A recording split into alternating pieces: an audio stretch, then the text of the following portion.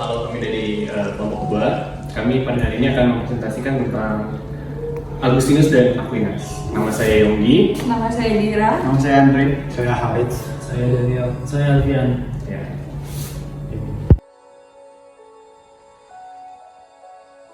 Jika pada pertemuan sebelumnya kita membahas virtue dari Plato dan Aristoteles yang sangat jauh dari mungkin keberadaan Tuhan, pada pertemuan kali ini kelompok kami akan banyak membahas teori-teori yang sangat berkaitan dengan Tuhan. Sebelumnya saya akan menceritakan latar belakang mengapa ini terjadi. Jika kita melihat masa dari Agustinus dan Aquinas memang memiliki gap umur yang sangat jauh. Namun jika kita melihat kembali pada detail dan konteksnya, pada masa itu, masa di mana Agustinus dan Aquinas, di situ adalah masa di mana Roman Empire sangat memiliki kekuasaan yang besar, di mana mereka juga bisa menaklukkan kerajaan-kerajaan di sekitarnya, bahkan termasuk Yunani di dalamnya. Kejatuhan Yunani ke tangan Romawi kuno sekaligus penanda bahwa kejatuhan filsafat menjadi dimiliki tangan kerajaan Roma. Pada saat kerajaan Roma berkuasa, di situ jugalah kekristenan berkuasa. Itu kenapa pedagogi dari virtue yang akan kami bahas sangat berkaitan dengan ketuhanan, terlebih pada konteks agama Kristen Katolik. Agustinus dari Hippo adalah seorang filsuf dan teolog Kristen awal yang tulisannya mempengaruhi perkembangan kekristenan Barat dan filsafat Barat. Era Agustinus. Pada era Agustinus terdapat satu problem yang sangat klasik, problem yang masih diperdebatkan sampai hari ini, yaitu adalah problem of evil, yang isinya kurang lebih seperti ini. If a perfectly God exists, then evil does not. There is evil in the world. Therefore, a perfectly good God does not exist. Jika kita melihat problem ini sangat mengacu pada problem logika. Kita lihat term-term yang sangat difokuskan adalah pada term baik, jahat, maha baik, maha kuasa, dan maha tahu. Fokus pada masalah ini adalah kebaikan akan selalu berada di posisi yang berseberangan dengan kejahatan. Sebagaimana kebaikan akan membasmi kejahatan. Lantas, mengapa Tuhan yang maha baik, maha kuasa, dan maha tahu ada saat kejahatan juga ada?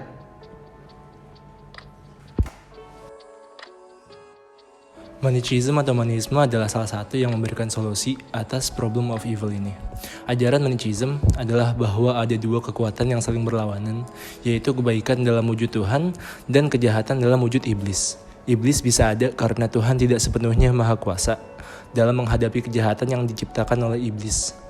Dua kekuatan itu terus bertempur dan dunia manusia berada dalam dua kekuatan yang saling berlawanan ini. Dan manusia bisa menjadi baik atau jahat dengan mengikuti salah satu dari kedua kekuatan itu. Agustinus awalnya mengikuti ajaran ini, namun ia mulai mengkritisi ajaran Manisme setelah masuk ke ajaran Kristen. Agustinus menganggap bahwa kejahatan bisa ada bersamaan dalam Tuhan. Tetapi itu tidak berarti menghilangkan sifat Tuhan yang maha kuasa dan maha baik. Jadi, pasti ada sebab lain mengapa kejahatan itu ada, yaitu bukan berasal dari Tuhan, melainkan dari makhluknya sendiri. Dia kemudian merumuskan konsep mengenai original sin.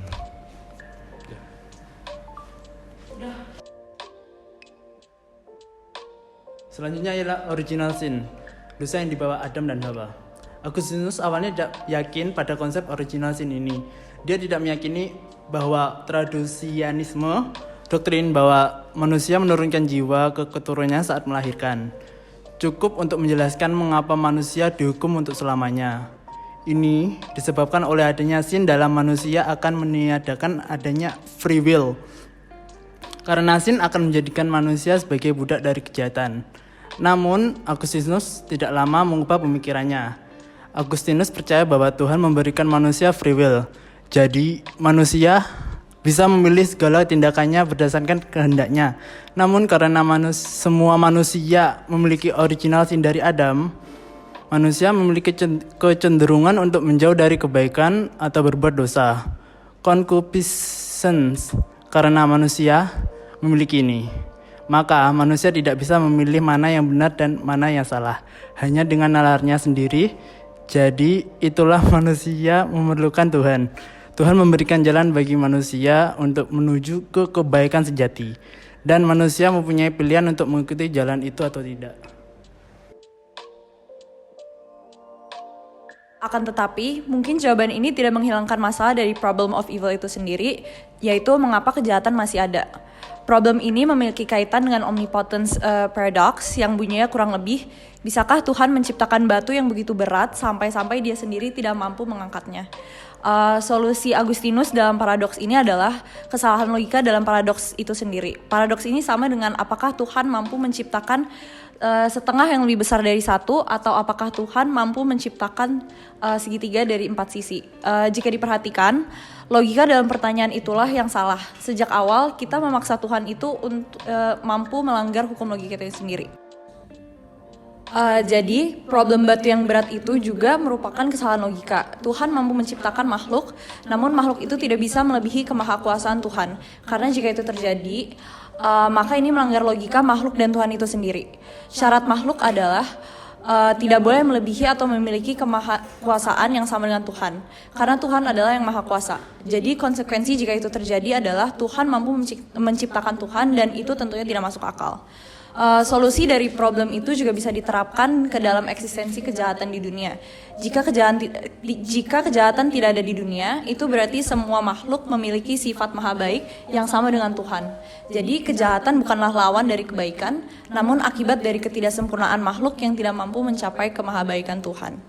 Oleh karena itu, Agustinus menyuruh kita untuk mengikuti perintah Tuhan.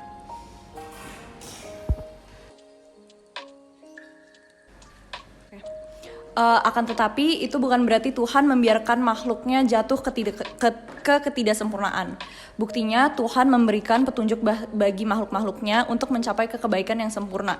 Jadi manusialah yang memutuskan dengan free will-nya untuk mengikuti petunjuknya atau tidak. Jadi ikutilah petunjuk Tuhan untuk mencapai kebaikan yang sempurna.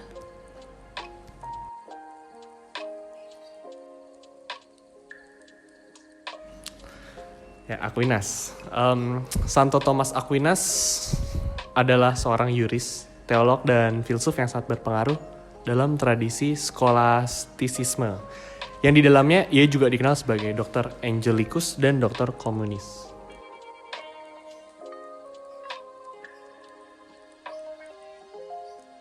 Problem Divine Comment Theory, UT-Pro Dilemma. Apakah segala sesuatu disebut baik karena diperintahkan oleh Tuhan, atau apakah Tuhan memerintahkan segala sesuatu karena itu baik?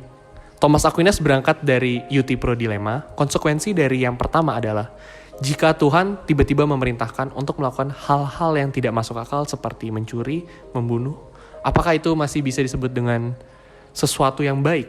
Sedangkan konsekuensi yang kedua adalah jika apa yang diperintahkan oleh Tuhan adalah yang sesuai dengan standar baik, lalu apa gunanya perintah Tuhan? Terlihat bahwa ada keambiguan dalam term baik dalam Divine Comment Theory. Karena perintah Tuhan disamakan dengan segala yang baik. Jadi, baik itu sendiri didefinisikan sebagai perintah Tuhan. Dengan kata lain, perintah Tuhan adalah baik, berarti perintah Tuhan adalah perintah Tuhan itu sendiri. Namun, ada sebuah problem yang lebih mendasar daripada itu semua dalam Divine Comment Theory. Problem yang paling mendasar, bagaimana kita tahu apa yang diperintahkan oleh Tuhan? Orang di pedalaman misalnya, mereka tidak pernah mendengar ajaran-ajaran agama. Begitu pula orang yang berada di tempat yang jauh dari asal tersebarnya sebuah agama. Aquinas akhirnya mencapai kesimpulan bahwa tidak semua orang mengetahui apa yang diperintahkan Tuhan, dan bahkan tidak mengetahui apa itu Tuhan sendiri. Namun, dia tetap yakin bahwa semua orang memiliki kehendak untuk berbuat baik, terlepas orang itu mengenal Tuhan atau tidak. Dan keinginan ini berasal dari Tuhan. Ada juga teologi Aristoteles, adanya sebuah tujuan dalam segala hal. Di sini Aquinas mengambil konsep teologi Aristoteles bahwa ada sebuah tujuan bagi segala sesuatu di alam semesta, dan tindakan yang baik adalah tindakan yang mengarah ke tujuan tersebut. Berangkat dari teologi Aristoteles, Thomas Aquinas memperkenalkan konsepnya yang paling terkenal, yaitu Natural Law Theory. Nah, sebelum kita membahas lebih jauh, kita perlu mengetahui apa yang dimaksud Aquinas sebagai law. Law menurut Aquinas bukanlah perintah atau larangan dari penguasa kepada orang yang berada di bawahnya, melainkan law adalah ekspresi dari nalar yang berbentuk tatanan prinsip yang mengarahkan manusia kepada suatu tujuan, dan tujuan itu adalah kebaikan bersama. Aquinas menyusun law ke dalam 4 hierarki, di mana sebagian law merupakan spesifikasi dari law-law yang lebih tinggi. 4 type of law itu dari Aquinas adalah eternal law, natural law, human law, dan divine law. Yang pertama, eternal law. Aquinas memulai dengan tingkatan yang paling tinggi, yaitu Tuhan. Dalam menciptakan alam semesta, Tuhan menciptakan tatanan-tatanan yang harus diikuti oleh segala hal yang Dia ciptakan di alam semesta itu sendiri. Tatanan-tatanan ini sendiri bertujuan tatanan-tatanan ini sendiri memiliki tujuan yang merupakan bagian dari rencana Tuhan itu sendiri, dan rencana itu bersifat eternal. Karena itulah dinamakan Thomas Aquinas sebagai eternal law. Contoh dari eternal law adalah planet berevolusi pada matahari, binatang predator memangsa mangsanya, dan mata yang bisa digunakan untuk melihat. Semua ini merupakan hal yang baik karena menurut Aquinas, hal yang baik adalah hal yang menjalankan fungsinya dengan baik dan mengikuti tatanan alam semesta yang telah diciptakan oleh Tuhan. Lalu pertanyaan yang muncul berikutnya adalah, bagaimana cara menjadi manusia yang baik? Aquinas berpikir bahwa tujuan akhir yang direncanakan oleh Tuhan tidak hanya berada dalam pikiran Tuhan, melainkan juga dari pikiran makhluknya. Ciptaan yang berpartisipasi dalam tujuan akhir tersebut adalah ciptaannya yang mempunyai nalar, yaitu manusia. Jadi, natural law adalah bentuk partisipasi makhluk rasional dalam eternal law. Menurut Aquinas, nalar manusia bersifat universal, sehingga manusia mampu menciptakan moralitas yang juga sifatnya universal. Aquinas kemudian merumuskan bagaimana manusia yang menggunakan nalar itu bisa menjalankan fungsinya dengan baik, yang dirumuskannya dalam konsep primary precepts. Primary precepts ini memiliki 5 jenis, yaitu life, reproduction, education, worship, and society. Life yaitu melindungi dan menjaga nyawa manusia. Jadi, Aquinas berpendapat bahwa kita harus sebisa mungkin menjaga nyawa manusia dan tidak membunuh. Yang kedua adalah reproduction. Reproduction, maksud Aquinas adalah kita harus mereproduksi dan menghasilkan keturunan sebanyak-banyaknya. Lalu yang ketiga, education. Menurut Aquinas, seseorang seharusnya mengedukasi dirinya sendiri dan keturunannya. Lalu yang keempat adalah worship, yaitu mencari dan menyembah kepada Tuhan. Lalu yang kelima, society. Manusia merupakan makhluk sosial dan dia memerlukan interaksi dengan orang lain agar bisa hidup dengan baik. Nah, jadi agar bisa hidup dengan baik, kita harus berhidup bergotong royong dan semacamnya lah. Menurut Aquinas, keempat itu bersifat primary bagi semua orang karena semua orang mempunyai nalar yang sama. Nah, natural law ini diaplikasikan dalam bidang-bidang yang lebih spesifik ke dalam human law.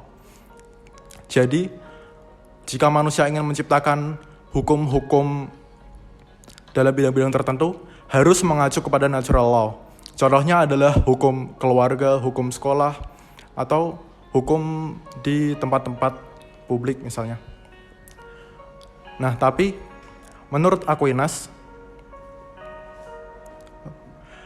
nalar kita bisa saja menipu dan membuat kita menganggap bahwa apa yang sebenarnya baik bagi kita, nalar kita bisa saja menipu bahwa apa yang sebenarnya buruk bagi kita seolah-olah terlihat baik. Oleh karena itu, Tuhan ikut campur tangan ke dalam dunia manusia dengan memberikan petunjuk-petunjuk sehingga manusia itu dapat benar-benar membedakan mana yang baik dan mana yang buruk. Dan Tuhan campur tangan dalam kehidupan manusia itu melalui wahyu. Dan bentuk dari divine law ini seperti perjanjian lama dan perjanjian baru.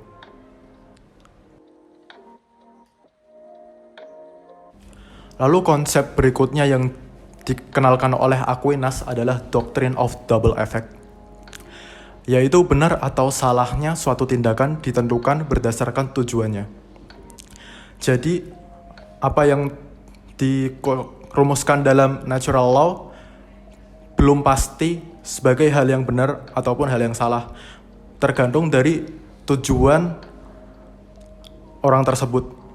Semisal, seseorang yang membunuh pembunuh bisa dijustifikasi melakukan tindakan yang benar jika tujuannya adalah menyelamatkan nyawa, dalam hal ini nyawa dirinya sendiri. Namun, jika dia membunuh pembunuh tersebut dengan tujuan untuk menghilangkan nyawa dari pembunuh tersebut, maka tindakan itu bisa dikatakan sebagai tindakan yang salah.